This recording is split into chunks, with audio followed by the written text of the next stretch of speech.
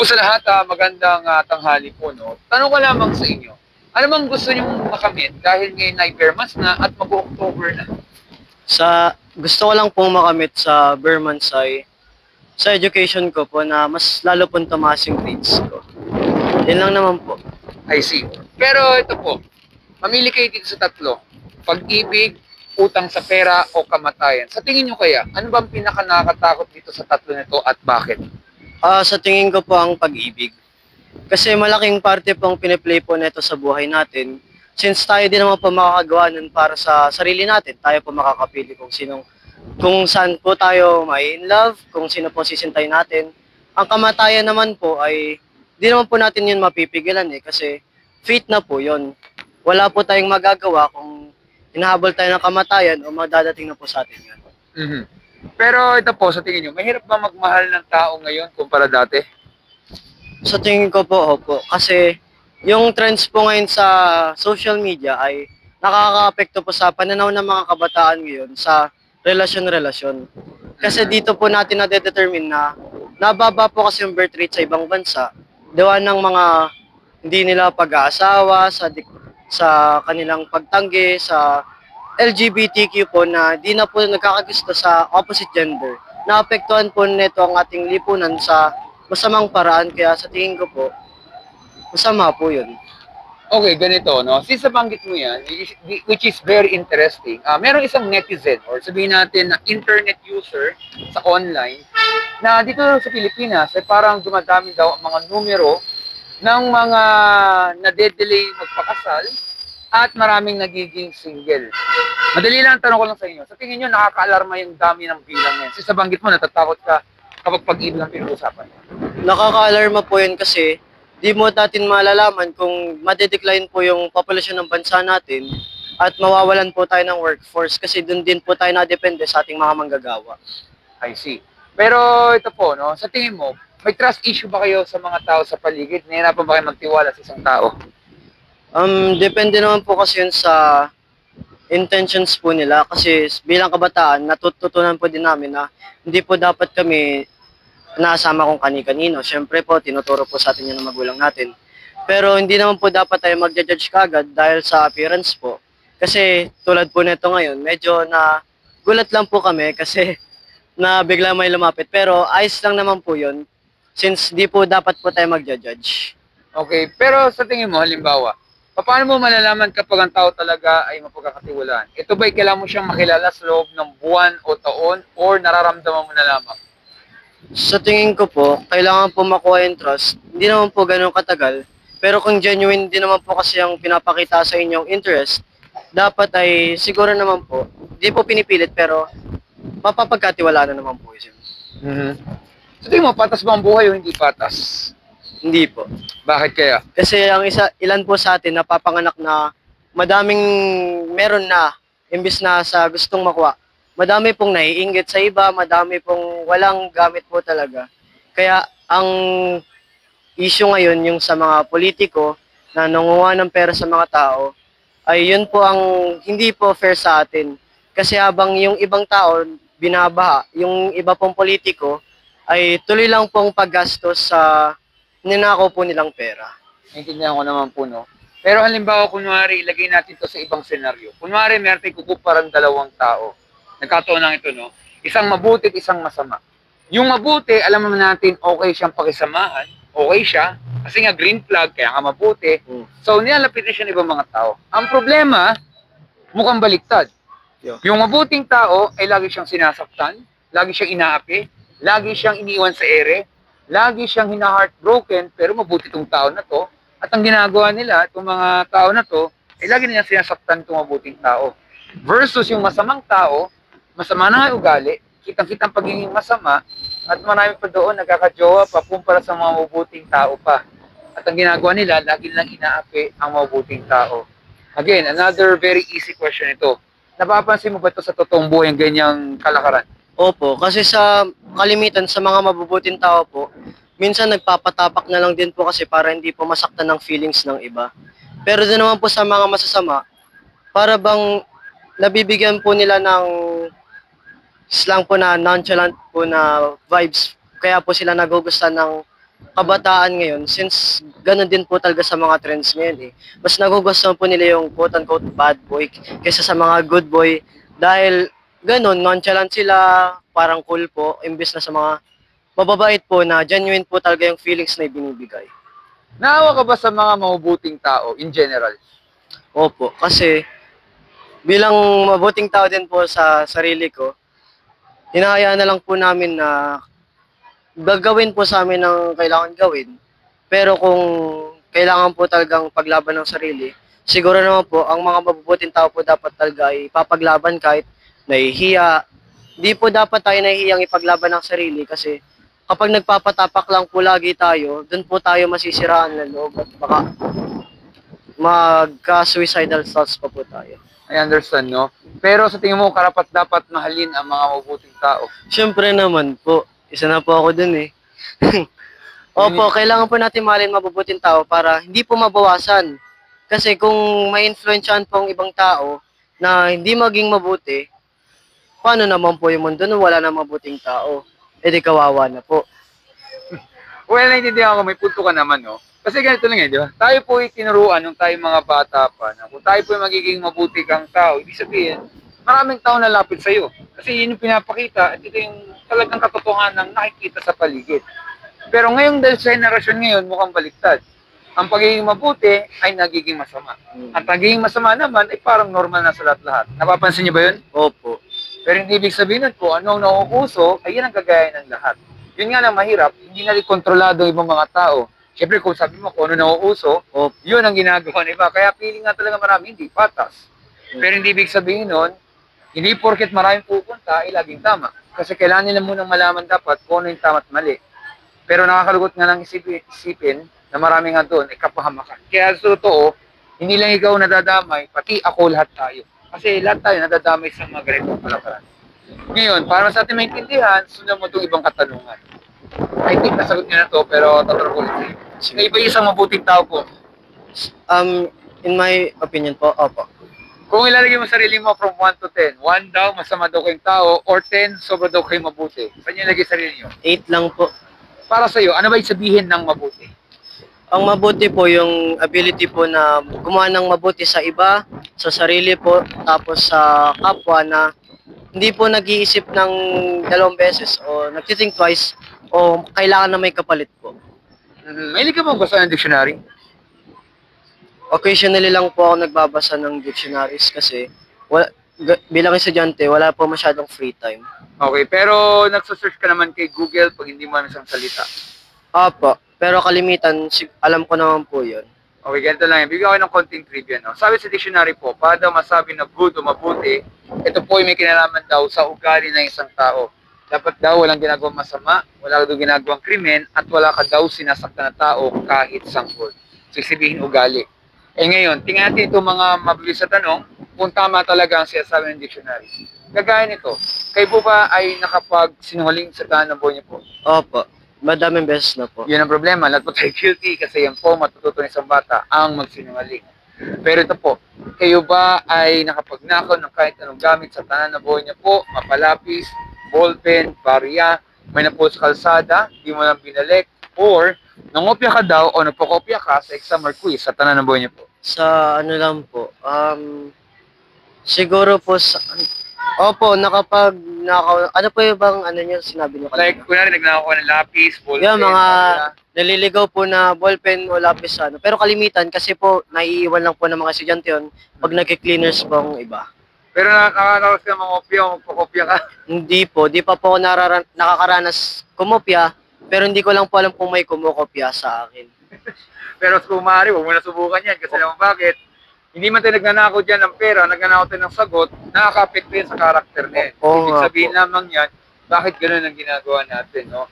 Kagaya sinabi mo, binanggit mo nga yung patungkol sa mga politiko, etc. Hindi mo natin nilalahat, eh kung ang pangungopya lamang, eh para mo siya sa normal, eh di nangyayari na pala ang korupsyon, di ba? So yun nga lang, totoo, lahat taga tayo dito ay guilty. Kunwari, nandiyan yung police station sa Ricolayuan, kunwari lamang, ubos po tayong lahat. Baka walang gagraduate lahat sa atin kasi tayo ay nakakulong na. Doon pa lamang, may trust issue mga tao sa atin sa maliit na bagay. Yan pa kaya, kung sa malaking halaga. Kaya tayo dito ay guilty. Pero ito po, kayo ba'y nakaranas na magalit sa isang tao? Ang daming beses na po. Nawawala ba ang stress mo pag nagagalit o lalong tumitindi po? Di naman po ako nagpapapekto kung nagagalit po ako kasi mabilis lang naman po ako matahan at di din naman po mabilis magalit.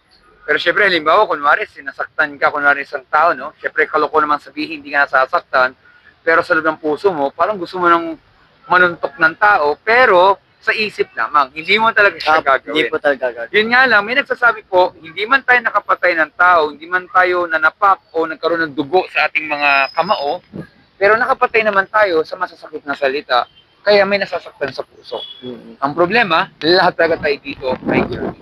Opo. Pero ito po, nagagamit nyo ba minsan ang pangalan ng Panginoon sa walang kabuluhan? Minsan naglalakad kayo, bigla kayo nadulas, napa-OM, alam niyo na po yun.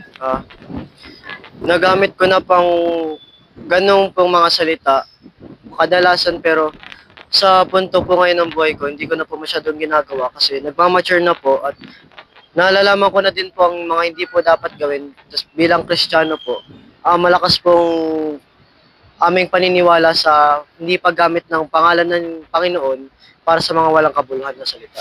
Oh, pero syempre, halimbawa, kunwari ganito, no? Mahal mo ba nanay mo? Siyempre po. Halimbawa, kunwari, nagpapalipas ka ng oras dito, halimbawa lamang, medyo mahangin nga at medyo napuwing mata mo kasi tumatalsik something, di ba? Magugulitin ka lamang, halimbawa.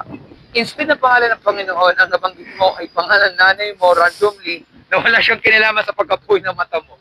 OM insert mother's name. Okay lang ba yun? Panggulat lamang? Kung di naman po makaka-apekto o wala lang pong masamang meaning yung intention na pagsabi ng pangalan na ganun, siguro okay lang naman po. Pero syempre, marami iba sasabihin nila yung ganito, hindi nila kaya sabihin yan kasi para nakaka-disrespect o nakakabastos. Opo. Kasi kaya hindi natin kayang gawin yan dapat kasi mahal natin mga mahal natin sa buhay. At sana, gayon din yan sa Panginoon. Yun nga lang, tayo dyan ni guilty kasi minsan na natin nabanggit ng pangalan ng Panginoon nang hindi sa pagdadasal o pagsamba. Blasphemy ang tawag doon na pambabastos. At lahat tayo dyan ni guilty. Kasi imagine mo, ang ganda-ganda ng panahon ngayon, kahit ba ganito ang itsura ng panahon, pero siya naglikha nito, then suddenly mapabanggit lang natin sa walang kabuluhan. Ngayon, lilinawin ko po sa inyo, no, hindi ko yung sinisiraan, hindi ko inuhusgahan. Kasi yung tanong na yan ay tanong po ng bawat isa sa atin. Okay lang Sa po. tingin nyo kaya, kung tayo po mamamatay, hindi ito pananakot, at haharap tayo sa tinatawag na judgment day sa Panginoon. Sa tingin nyo kaya, kayo ba'y guilty o innocent po yung tao? Sa tingin ko naman po ay guilty po. Pero alam ko po sa sarili ko na sa pamamagitan po ng pagre-repent po natin sa Panginoon, sa pamamagitan nun, maliligtas po tayo lahat. Kung kaya tayo po ay hihingi ng tawad at mananalangin po na hindi po uulitin ang mga masasama po nating ginawa. Kung dumating man po ang araw na yun, alam ko po na papasa po tayong lahat sa mabuting side ng Panginoon. Pero sa tingin mo, saan ka halimbawa pupunta? Sa langit ka ba pupunta o sa impyerno? Pag ikaw'y namatay halimbawa. Hindi po kasi hindi ko po kayang sabihin kung saan, pero kung kukuha lang ako ng guess ko po ay siguro po ay sa langit naman po. Bakit sa langit? Kasi alam ko naman po sa sarili ko na ako ay hindi naman po sa nagmamagaling, pero ako po ay madami pong ginawang mabuti. Hindi po nanguhusga kalimitan sa tao kapag may ginagawa po sila sa mga kondisyon, sa mga illness po. Hindi po ako nanguhusga. Sa tingin ko naman po ay karapat dapat naman po akong pumunta sa langit. Okay, parang kasi ganito lamang yan. Kunwari may isang kriminal, halimbawa lang ang ginawa naman niya, nagnakaw siya ng pera sa bangko.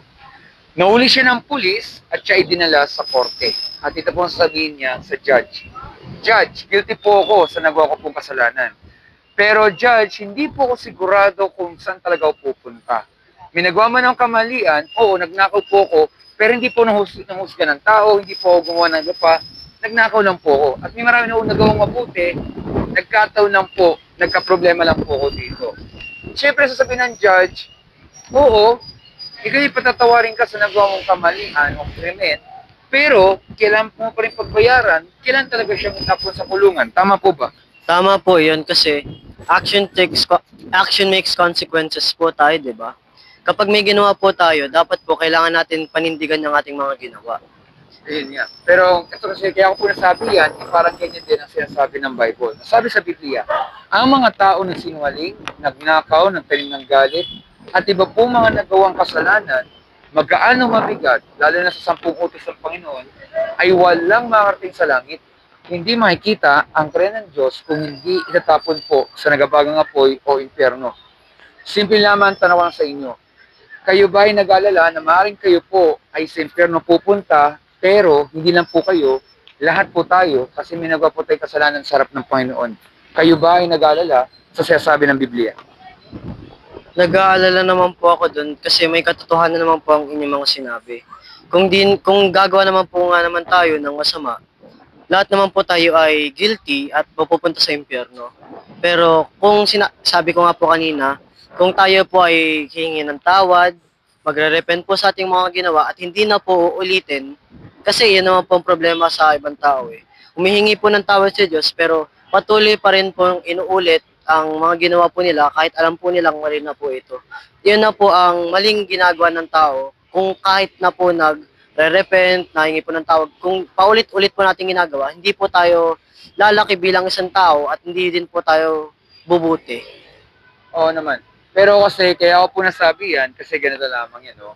Maaaring bigla na itong interview na to, nagpapalipas na kayong oras, at binigyan ako ng dito sa interview. Pero don't get me wrong po, wala po masamang intention, Okay lang po. nagmamalasakit lang po ako. Pero tanong ko lamang sa inyo, since namili ka dito sa 3 kanina, ito naman yung pangalawa ko dito. Natatakot ka ba sa kamatayan?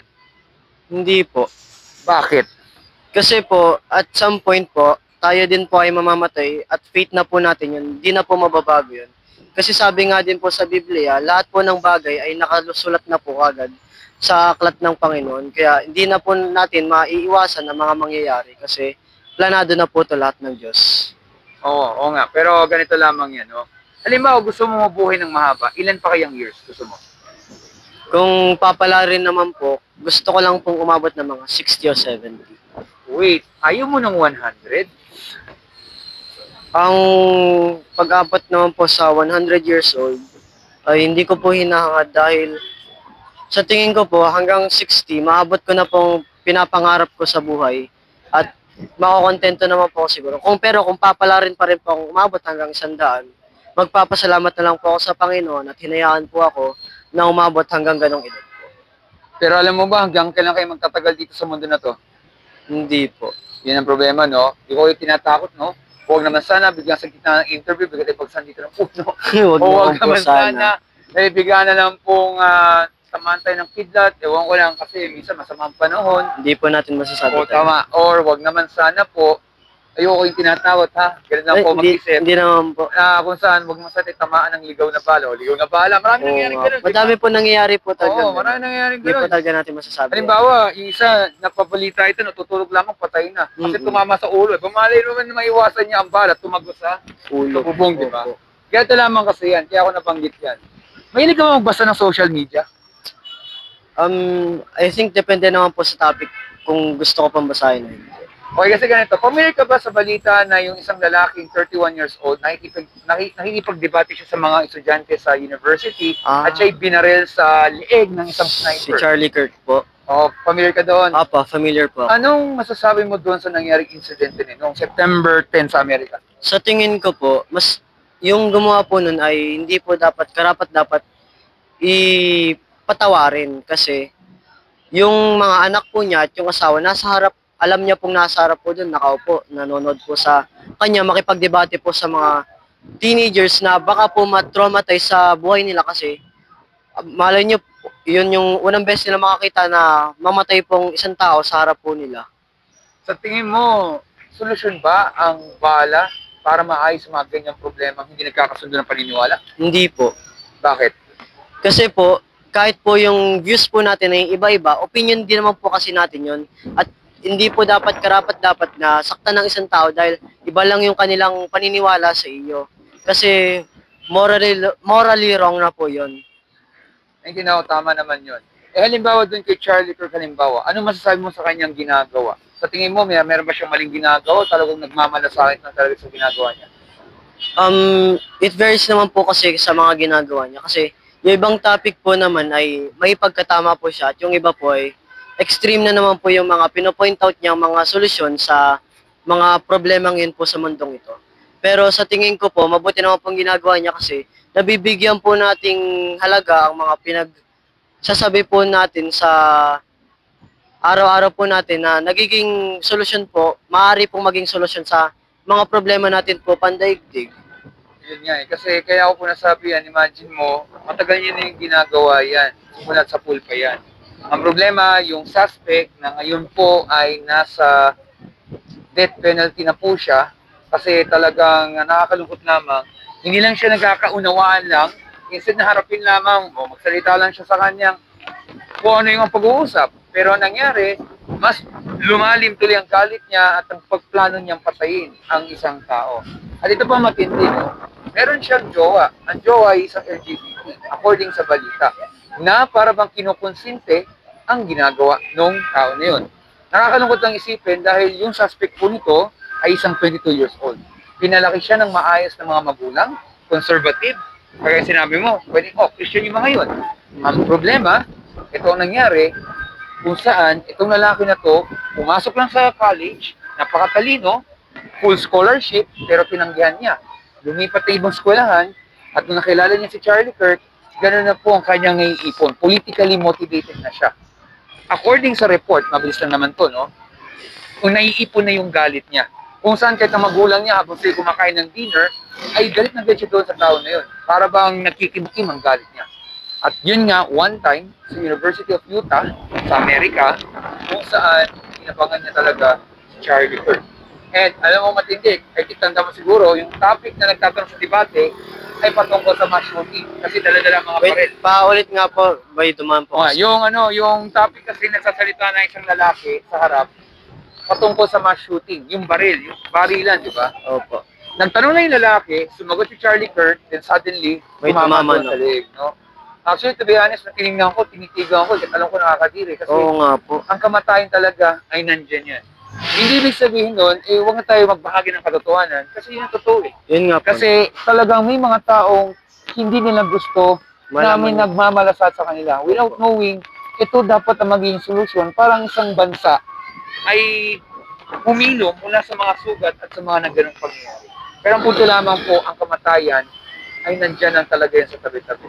Nakakalungkot nga lang, naulila niya ang kanyang asawa at ang dalawang munting mga anak niya na ano maging pakiramdam nila na wala silang ama, di ba? Siyempre po, Kaya ang masakit po. sakit nun. Kaya lamang, may mga tao na iba-iba ang mga pananaw sa suspect na, tama na yan ang death penalty yan. O iba, sana magbago pa. Pero sa tanging Panginoon lang talaga ang makakaalam niya talaga. Pero yun nga, pagkamat nakapag-alala ng kamatayan ay nandyan lamang, kasi sabi sa Bible, huhusgahan talaga tayo sa ating mga ginagawa, mabuti at masama. Ang masakit nga lang po dito, yung ating mga hindi ginagawang mabuti ay hindi nalulugod ng Panginoon. O, mapagpatawad ng Diyos, pero galit din siya sa kasalanan at sa mga kasalanan tulad natin. May tatawag na puot or wrath. Dalawang karakter yan ng Panginoon na binabalansin niya. Kaya ang totoo, lahat agad ay diyan ay guilty. Bagamat nakapag-alala, pwede po magbago kung narinig natin ang isang salita na po. Narinig ang salitang mercy, M-E-R-C-Y? Opo. Ano po sa Tagalog nun? Awa po. Kayo ba'y nahingi ng awa sa araw-araw? Opo. Pag sabi natin mercy o awa, yan po'y paghingi ng tulong sa Panginoon. Yung parang inamin natin tayo po'y mahina, inamin natin tayo po'y makasalanan, at tayo po'y humingi ng tulong sa Kanya. Ibig sabihin, nagpapakumbaba po tayo. Kasi alam ng Diyos kasi ng Kanyang awa para hindi tayo mapahamak. At pag nangyari yon, ito na po yung tanong, and I think alam niyo na siguro ang sagot na to. Ano ba ang ginawa ng Panginoon sa ating lahat upang hindi tayo tapon sa impyerno at tayo po'y makalispo sa Judgment Day? Ano bang ginawa ng Panginoon? Binigay po sa atin ng bugtong na anak niya para po hakupin po lahat ng kasalanan natin at magpakamatay para maligtas po tayo sa kamatayan. Tama, naniniwala ka doon. Opo. Tayo pong lahat ay makasalanan, di lang sa Pilipinas, pati sa buong mundo. Tama po ba? Opo. Pero yun nga, ang ginawa po ng Panginoon sa Kristo, binuwis po yung kanyang buhay nung siya ay naging tao. Nagbahagi lang siya ng katotohanan, talagang ang pag-ibig niya doon sa mga tao ay yung may bahagi ang salita. Ang problema, ang mga tao, ayaw nila kay Jesus. Feeling kasi nila, yung sinasabi daw, blasphemy or pambabastos na daw. Hindi nila naiintindihan yan. Kaya nga siya tinorture, siya ay pinahirapan, iniwan pa siya sa ere, hindi po yung hugot, at saka pa siya pinatay at pinapupa sa krusang Kalbaryo. Sa anong dahilan? Wala. Parang ganun si Charlie Kirk, nagbahagi lang naman, hindi naman siya yung tinatama sa isang topic, binaril na lang ng walang kalaban-laban. Pero si Jesus kasi, hindi lang siya tao. Alam niya na yung mangyayari niyan ay nakatakda na talaga. Opo. Kaya yun yung dahilan kung bakit siya naging Panginoon kasi bagamat siya namatay sa krus, pero siya ay nabuhay sa pangatlong araw bilang hudyat na matagal na pong natalo ang kasamaan, matagal na pong natalo ang kasalanan at meron pong buhay na walang hanggan. Kung saan ang kaligtasan po ay wala sa mabuting gawa, kung hindi ang kaligtasan ay nasa biyaya o regalo ng Diyos. At may dalawang bagay po para makamit ang kaligtasan, bagamat nasa biyaya ng Panginoon. Ito yung una. Tanong ko lamang, ano kaya yung dalawang bagay na yan? Yung isa nabanggit mo na eh. Ano nga po ulit? Ano yung dalawang bagay na yon upang makamit natin kaligtasan, bagamat nasa biyaya ng Panginoon? Yung isa nabanggit mo na maraming Paghingi beses. po ng tawad, At ano yung isa? pag-iwas po sa kasalanan. Ano yun? Pag-iwas po sa kasalanan. Pag-iwas sa kasalanan. Ganito lang yan. Una, narinig mo na to eh. Repentance. Opo. Ano sa Tagalog ng repentance? Pag-amin po at pag ano po. Hindi siya pag-amin. Yun yung confession yun eh. Repentance. Hindi ko po. Hindi mo sure. Pero familiar Opo. kasi, babagit Opo, sa repentance. opo, alam. No?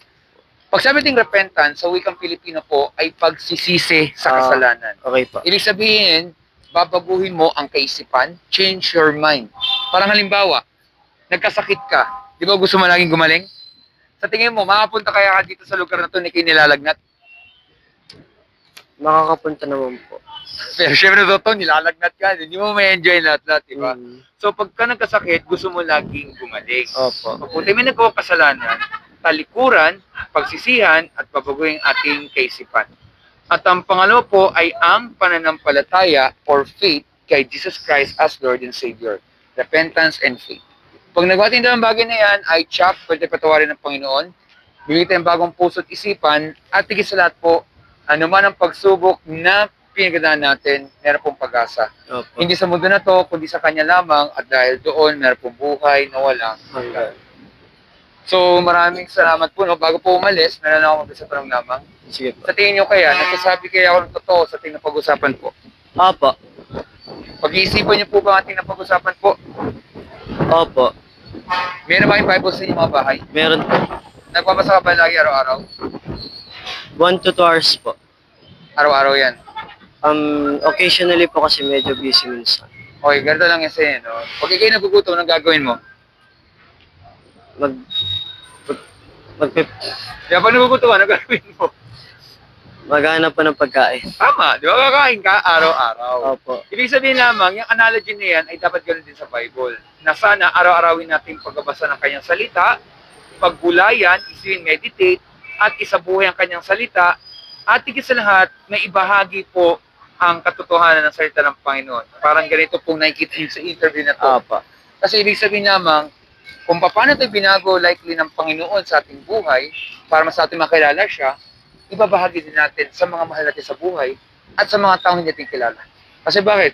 Kasi yun yung dahilan kung bakit kailangan ng isang bansa ng isang makadiyos din. Ibig sabihin, may maayos na economy, may maayos na kalakaran, at higit sa lahat ay makadiyos. Ibig sabihin, ang mga galaw nila, ang mga sagot nila ay naaayon pa rin sa Panginoon. Hindi yung marahas, hindi yung puro korupsyon. Pero syempre, alam natin ang mundo na to ay nabasag na dahil sa kasalanan. Kaya na talaga tinakaranas sa mga ganitong pangyayari. Pero syempre, kaya tayo sa mundo na to ay para makilala natin ang Panginoon, siya malugod natin habang buhay. Opo. Bilang pagkatapos po, ang masamang balita, lahat po tayo guilty, lahat po tayo masama, Opo. lahat po tayo ay sa impyerno pupunta. Justisya ng Panginoon sa ating lahat. Pero mabuting balita, maraming maliligtas, hindi nga lang po lahat. Opo. Siyempre po maganda po kung tayo po ay maliligtas, kung talaga tayo po ay nagrepent, nagsisi po sa kasalanan, Kung at deserving po tayo. nanampalataya or faith kay Jesus Christ as Lord and Savior. Pag nawating dalawang bagay na yan, pwede tayo patawarin ng Panginoon, bibigyan tayong bagong puso at isipan, at higit sa lahat po, ano man ang pagsubok na pinagdaan natin, meron pong pag-asa. Hindi sa mundo na to, kundi sa Kanya lamang, at dahil doon, meron pong buhay na walang hanggan. Opo. So, maraming salamat po dito sa oras na to. Meron ba katanungan po? Wala na naman po. So, walang katanungan po ako pinagpapasalamat dito sa oras na to. Mag-ingat po kayo. Stay safe po. God bless po. And advance Merry Christmas na rin po. Sige po. Merry Christmas.